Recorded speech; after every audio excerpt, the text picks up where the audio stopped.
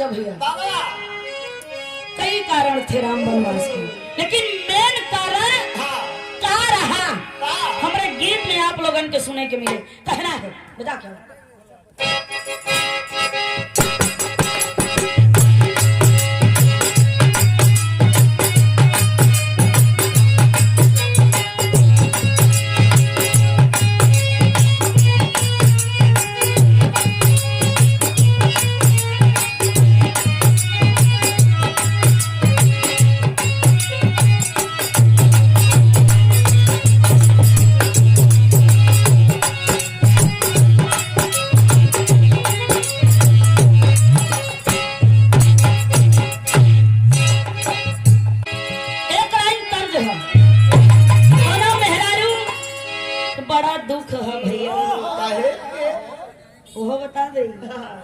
दुख ठंडी के मौसम में वो मेहरारू से पूछा, दोनों मेहरारू के मर्दवा बम्बई में है, परदेश में है, तब दुल्हनिया कहा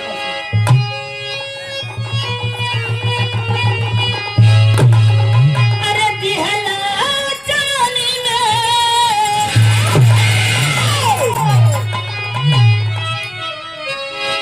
अरे दिहला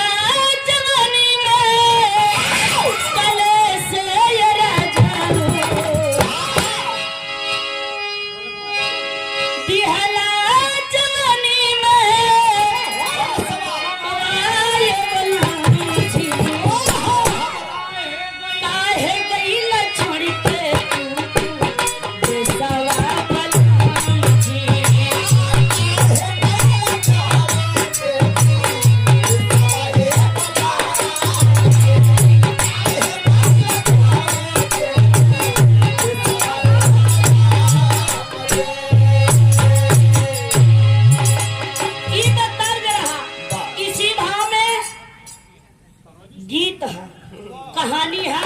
कहां से कहानी ली गई बाबा जी? रामायण से गीत है, कवि ने लिखा है। कहना है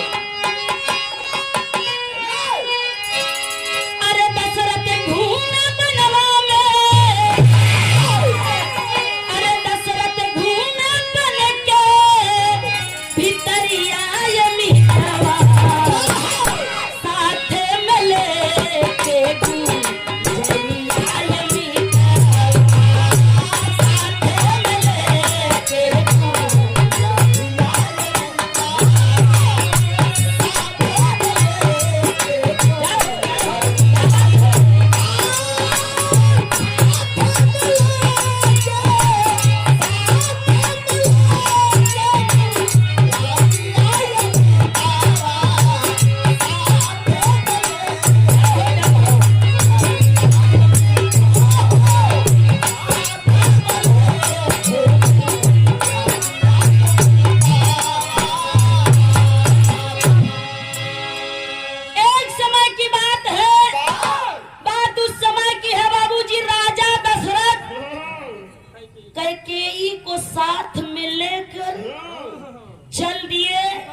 शिकार खेलने के बन बन घूम रहे हैं और साथे में कैकेयी भी है।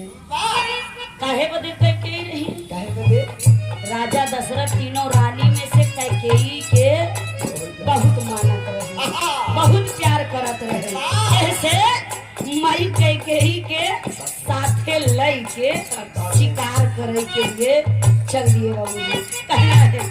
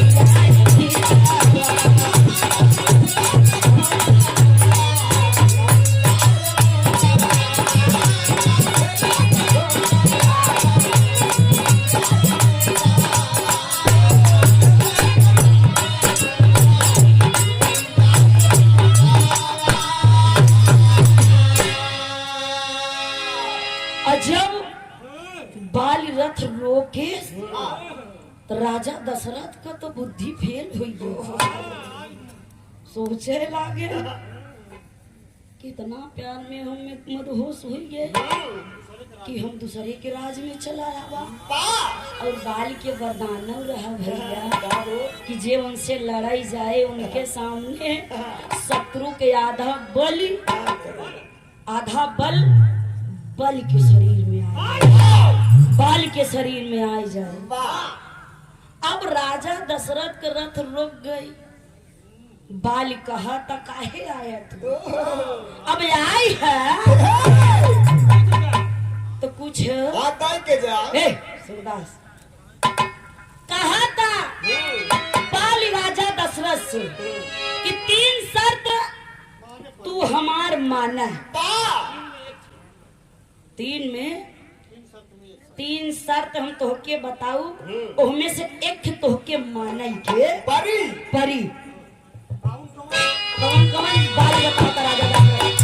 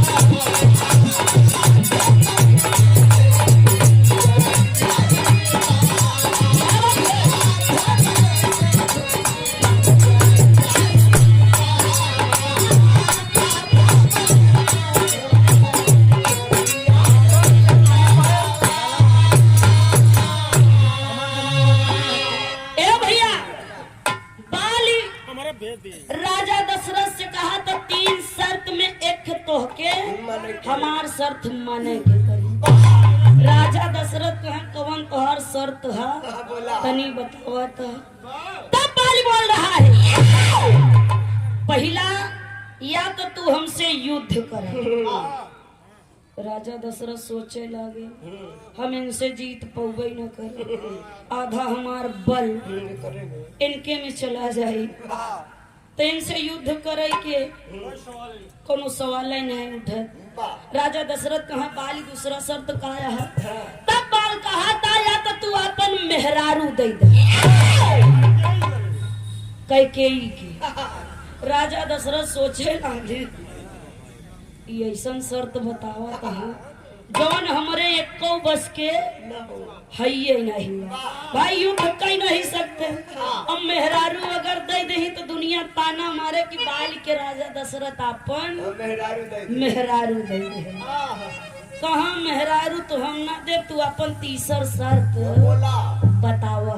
तब बाल कहा था तीसर शर्त हमार राजा दशरथ कि आपन तू सर के मुकुट ताज हमके दई दा। अभी तीनों में से एक तोहा जौन अच्छा लागे, जौन तोहा सरल होय ऊ तू हमके दई दा या कैलन। राजा दशरथ सोचे लागे मेहरारू तो देव ने भाई हम बहुत प्यार करी थे, दुनिया ताना मारे दूसर हम इनसे लड़ाई करब ने। वह राजा दशरथ विचार किए अपन सर का ताज बाल के दे। सर के ताज जब बाल पाया तो आ गया अपने महल में और राजा दशरथ को छोड़ दिया। राजा दशरथ को छोड़ दिया। समय देखा करवट ले। राजा दशरथ अपने घरे आए, समय बीतत गा। उस समय आई कौन समय आई? राम राजा बने वाला घोषणा तो हो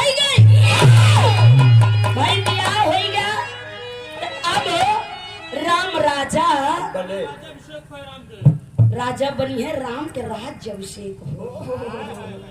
पूरे नगर में चर्चा फैल गई है। लोग चर्चा कर रहे हैं कि काल राम राजा बने हैं, लेकिन कैकेयी राजा दशरथ के पास गई, कहे राजा साहब आपने घोषणा तो कर दिया है कि काल राम राजा बने हैं, केहू के आपत्ति नहीं बा, लेकिन राजा बनी ही कैसे? सर के मुकुटवा तो बाल के पास बा,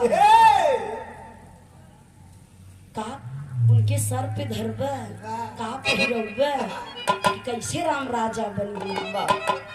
तब राजा दशरथ सोच में पड़ गए बाबूजी।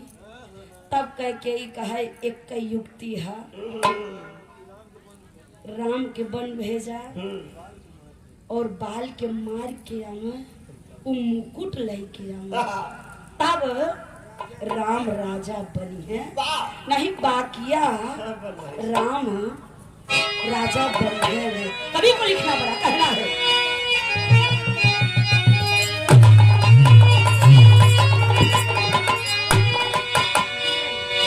आखिरी और अंतिम में।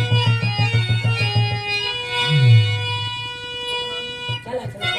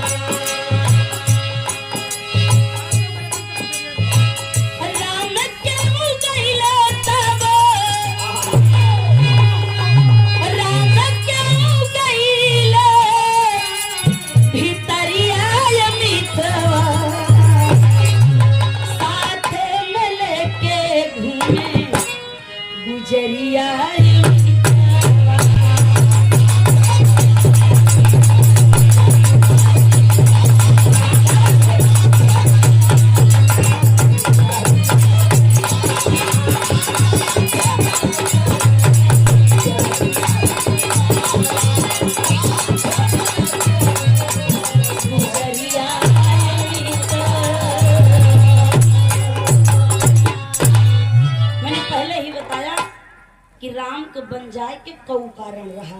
एक कारण इहो रहा कि बाई के पास ताज रहा, ऐसे राम को वनवास हुआ बाबूजी।